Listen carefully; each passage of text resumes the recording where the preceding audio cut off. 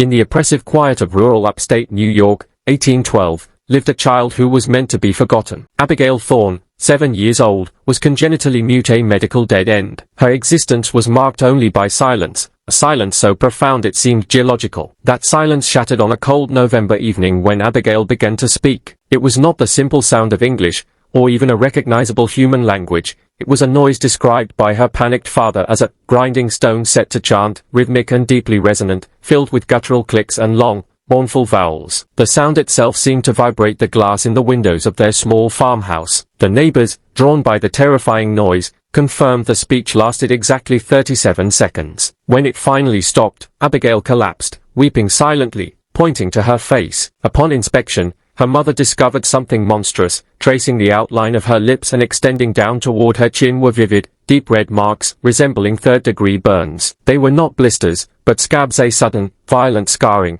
as if the very act of speaking that sound had scorched the flesh where the words escaped. Over the following weeks, these episodes continued, and with each one, the scars deepened and spread, becoming a dark, terrifying mask. The local physician was baffled. He could offer no explanation for the self-immolating language that was using this mute child as its host. Before we dive into what terrifying, extinct language she was reciting, and what the doctors eventually found inside her throat, subscribe to our channel, hit that bell, and comment your state below. The local physician, overwhelmed by the impossible nature of Abigail's affliction, summoned Dr. Elias Finch, a respected anatomist from Albany, famous for his meticulous dissections and clinical skepticism. Finch's initial examination confirmed the mute diagnosis. The child's vocal cords were physically underdeveloped, and yet, the burns around her mouth were undeniable, a clear indicator of extreme, localized heat or corrosive chemical contact. But how? The mystery deepened exponentially when Finch brought in external, authoritative validation. Recognizing the sheer strangeness of the sounds recorded by the family, Finch contacted Professor Sterling Stern,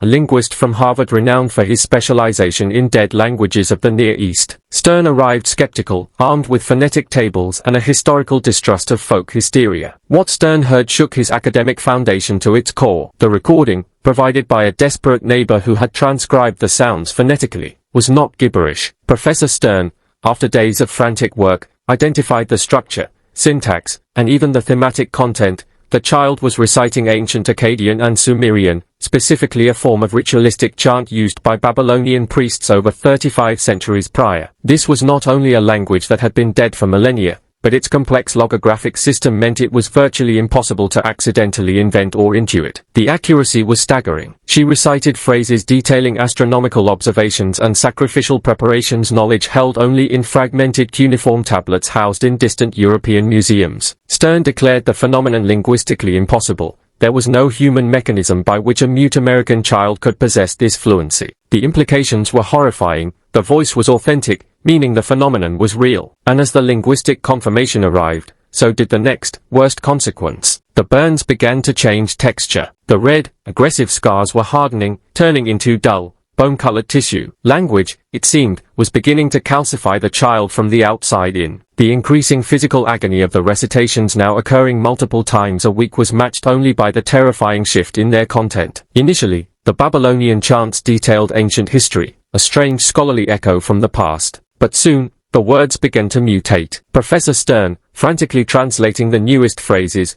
realized the language was turning contemporary, focusing on the immediate locality of upstate New York in 1812. The historical ritual was giving way to clear, actionable prophecy. During one particularly agonizing fit, Abigail recited a complex Akkadian chant that translated to, "The river will climb the walls of the wooden house, and the old man who sells the river's bounty will drink the deep water." 3 days later, the small nearby town of Cohoes experienced a flash flood that swept through the main street, claiming the life of the local fishmonger, an elderly man named Mr. Peterson who lived in a small, wooden shack near the river. The terror among the household and the experts became palpable. This was no longer a historical curiosity. It was a mechanism of destructive foreknowledge. Dr. Finch and Professor Stern began to clash violently over the source of the affliction. Finch argued it was a physiological response, a complex, self-destructive neurological event where energy was being channeled into the vocal apparatus, chemically burning the surrounding tissue. Stern maintained it was a linguistic possession, suggesting the ancient language itself contained a virulent structure, a parasitic linguistic code that demanded a physical price for its utterance. The child, meanwhile, was terrified. She would visibly struggle during the onset of the episodes,